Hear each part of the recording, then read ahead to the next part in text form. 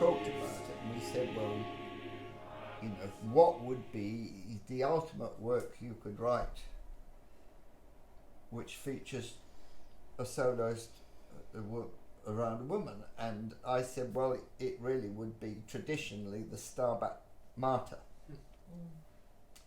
which has been set by many composers. But the Stabat Mater itself is quite short poem.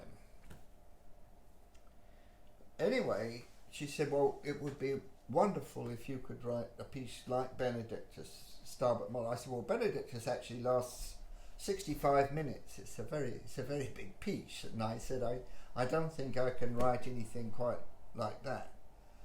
So initially, I wrote a piece, a Stabat Mater.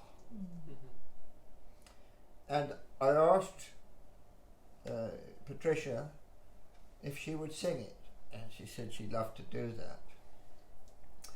So this was about 2003, something like that, and we had a performance in Sherborne Abbey of Stabat Mater, and I prefaced it with the prophet in it, and there was a part for Jesus in it, but they were spoken, and really the only singing voice in it was Patricia, soprano.